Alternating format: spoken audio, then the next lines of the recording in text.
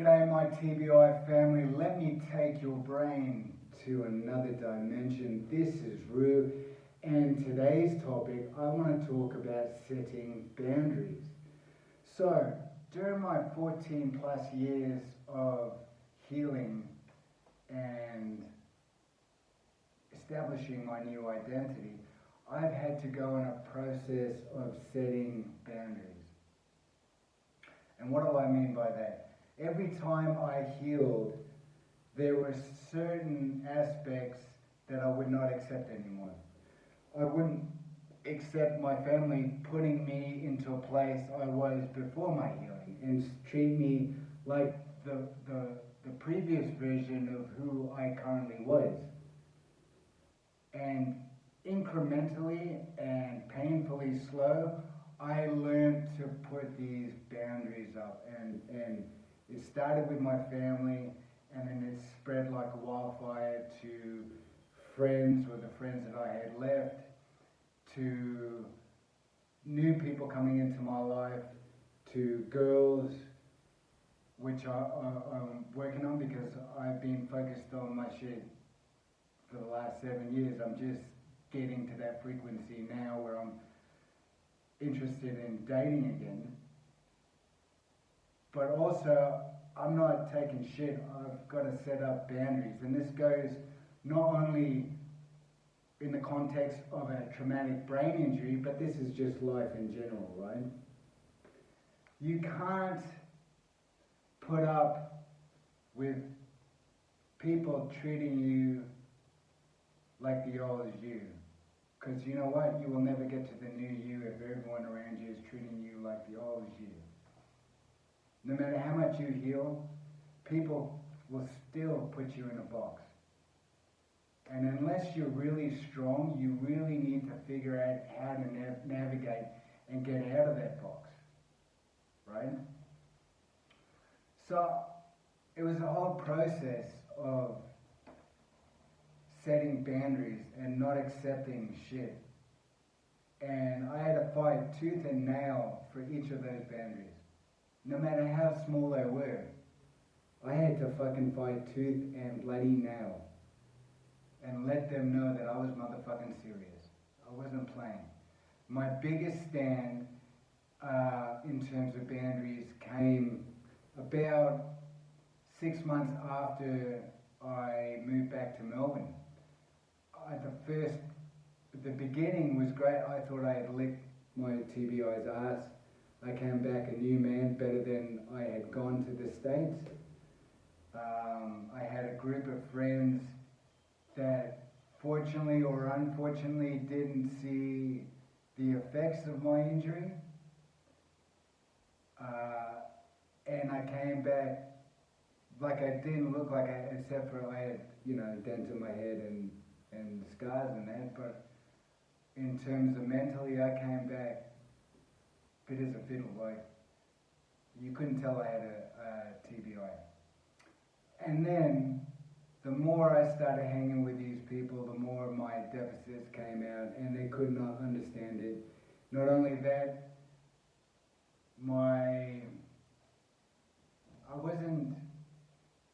I was just on a different frequency, they were on a different frequency, but that stage of my life, I wasn't interested in them being friends, and probably neither were they interested in being my friend, to tell you the truth. Like I said, it's a two-way street. So anyways, I went a bit off the rails, didn't trust anybody. My whole social circle in Melbourne collapsed again, like the one in the States. And I was getting fucking dicked around by the system, into the medical system, just being dismissed, making me feel paranoid, which is quite easy with somebody with a brain injury because there's so many statistics out there. So they can easily turn the tables when you start questioning shit. But I wanted to burn the motherfucking house down and see who stood next to me when I went off the rails. And it was kind of egged on, but I egged it on so much that it actually took me over. So I thought to myself, you want to see a motherfucking brain injury? I'll show you a fucking brain injury. So I was always a closet actor, and so I acted up and just totally just, I'm highly creative and I know how to fuck with people's minds anyway, so I looked like I was going off the rails. That was an act, although I slightly did go off the rails, because it just consumed me, the character consumed me, it's like method acting. Anyways, I cut ties with my family. 6 months, I think 4 to 6 months. And unbeknownst to me, my father rocked up at my flat out of nowhere because I wasn't responding to messages, emails, or what have you. And then we actually ended up mending stuff because that was me drawing my lines, my boundaries, that I wouldn't take fucking shit anymore. I was fucking over it. Whether you're blood, whether you're mates, whether you're medical, I could not give a fuck. Let's see who's standing next to me. That was my intention. So we mended it, and my father was like, hey, I know you're not speaking to your sister. I think you, being the older brother, should get in touch with her and reestablish a relationship. You know, she's really upset that you're not talking to her, and she's got 2 children, so I've got 2 nephews. You know, kind of like low-key guilt trip, and then low-key like a dad would do to a son. And that was a hard pill to swallow because my sister and I were never the closest anyways. My relationship with her firstborn was strange because he was 3 when I left the States, and I found it so hard to be emotional about him. As blood, my nephew, was kind of detached back then, and so having a relationship with my nephews is super hard because I didn't feel like I felt before my injury, and I didn't have nephews there, but I would have loved them up big time and felt an emotional connection. I didn't have one. And so basically a few weeks went by and I swallowed it, and I'm a stubborn bastard. That's why I'm here, but I am stubborn in a bad way too. And I rang her up and re-established a connection with her. So fast forward to a few months ago, basically she's only rung me 6 times, and that's an exaggeration. It's more like 4 times. And yet everyone expects me to have a relationship with my nephews when she couldn't be arced, she couldn't be stuffed, getting them to call me, to ring me. I was the only one chasing her up. She wasn't chasing me up. So I just recently separated all contact from my family. Because I'm at the stage where I've finalized 50-50 for me. I will put in 50% of the energy, you will put in 50% of the energy. If you don't match my energy, this is not a good fit. You could be blood, you could be a mate, you could be a business partner, hell, you could be the most beautiful girl in the world. But if you don't do an even exchange of energy, I will cut myself out and swim away. Now,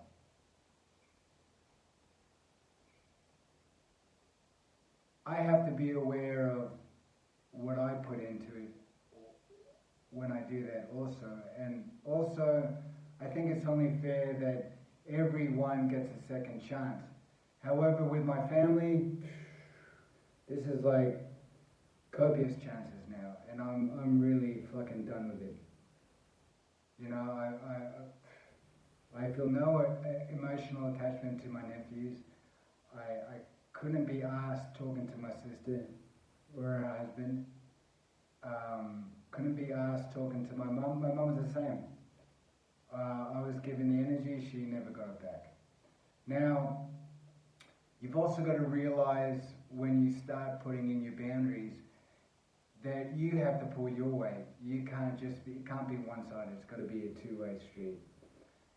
So, you know, I learned that it had to be a two-way over the years. But now that I'm firm on setting my boundaries, I'm like two chances and that's it. One chance actually. Sorry, one chance. Sorry, two chances. You do once, we fuck up, okay, we'll address the situation and move forward. If the same shit happens the second time, I'm out. I swim away very easily. And I do it very quickly now, and I cut ties fast. Because at the end of the day, you were born alone, you came into this world alone, you will leave this world alone. Don't get it twisted. This guilt trip on having to be there for your family, etc., that's all good if it's reciprocal.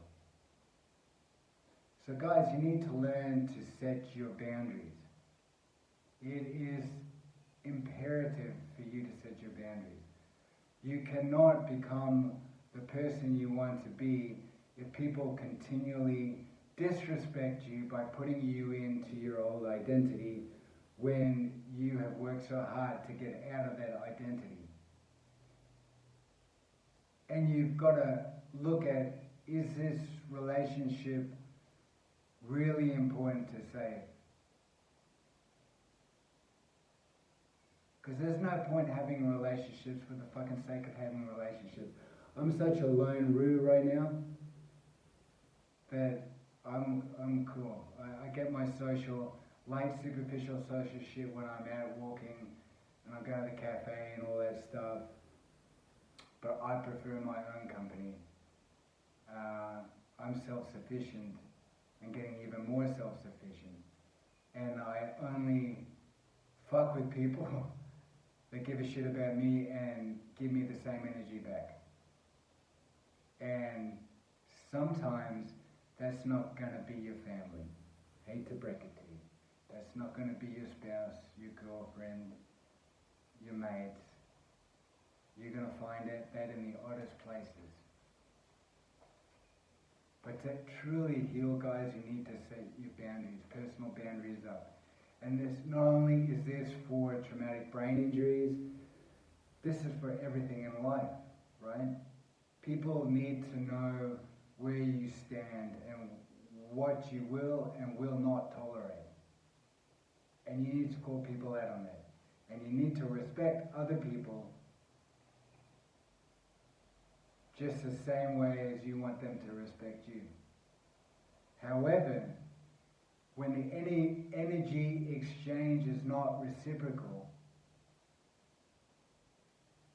you need to conserve your energy and cut ties. It's okay to be alone. Don't get it twisted by this hoopla that the system sells you that, oh, it's so bad to be alone. It's not bad to be alone. It sucks to be surrounded by fucking plenty of fucking people that don't give a fuck and respect you. That's terrible. That's disgusting. That's like, I used to be like that where it's like I would just accept shit because I was fear of abandonment because my social circle collapsed. Right? I would put up with shit because I was afraid of them leaving me just like everyone else did of my whole life. And now it's, no, I'm cool. I'm cool. That's where your self-belief comes into play. There's so many layers. I can't just talk about self-beliefs without talking about know thyself. You need to know yourself. I keep saying this in pretty much every video now, I think. But it's like you need to know yourself. You need to know your weaknesses. You need to know your strength. You need to know what you will accept, what you won't accept. And that's a learning process. It's not instantaneous thing. It's when you reach certain levels, you'll get more defined. So don't get sold on this bullshit. Like all of a sudden, magically, you will come up with all these boundaries and shit in fucking 6 weeks. That's a load of fucking shite, mate. Seriously. That's bullshit.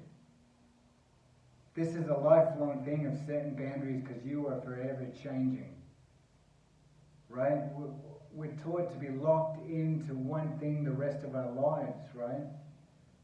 And I used to be like that. I used to think the best of people that were like that, but then I'm like, life is meant to be growing and expanding, not staying stagnant as that person fucking 40 years down the track. That shits me to tears. That scares the fuck out of me.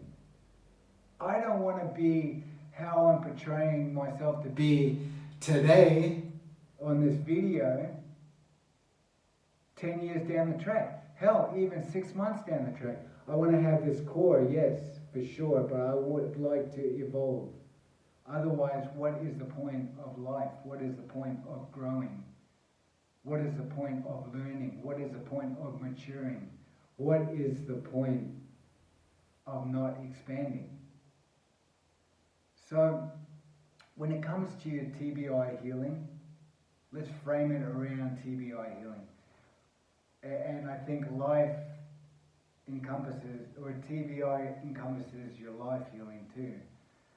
You need to set adequate boundaries, and you need to be staunch on those boundaries, guys. And sometimes, yeah, people are going to think you're a motherfucking prick. But they don't know you, they don't know what you've been through, they don't know what you go through when people put you into these old identities that you once were. Right? You need to be staunch, and that's growing a backbone. And that's taking time, because believe me, I'm not, when I crack it, I fucking crack it, don't get me wrong. Like, I'm a soft-spoken guy naturally, and I will take a lot of shit, a lot of disrespect, and I unfortunately used to take it out on others because some other motherfucker was disrespecting me, so I take it out on my family usually. But you push me to the edge and I'm a fucking cunt. Excuse my French. That word should fucking side up and freak you out because it's not the good fucking cunt. I'm talking, I'm a fucking prick galore, man. I lose it. I fucking really lose it.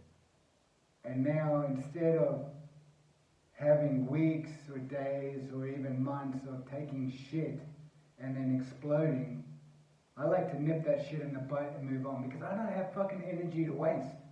My energy is already tapped at the moment with this brain injury.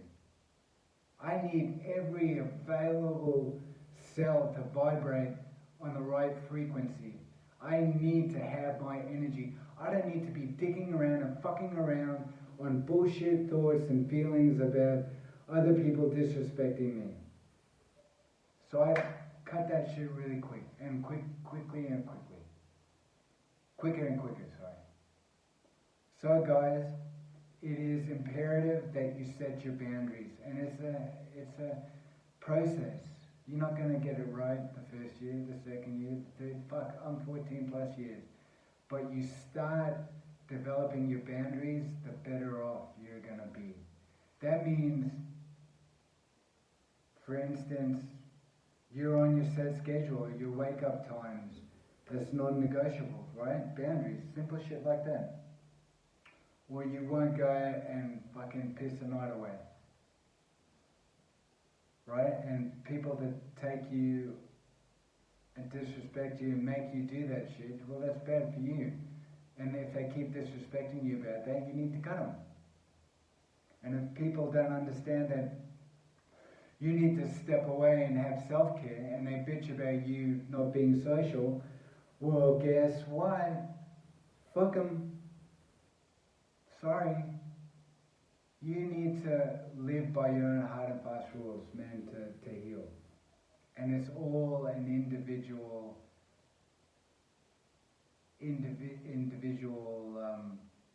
way, right? I can't tell you what your boundaries are. You need to figure that out. Guys, I hope and I trust this has illuminated some light on it and got you to think about it. because this stuff is not talked about in the TBI niche, and I'm talking to you about it. So I want you to think about that, and think about all the times that you've had to set up boundaries.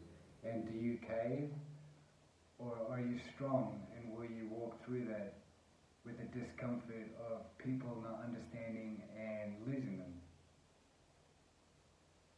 You need to be mentally strong. You need to believe in yourself and your own self-worth. Guys, please like, share, subscribe. Help me get this video to somebody that really needs it, and there's a shitload of us that really need this content. I love you guys. See you mañana.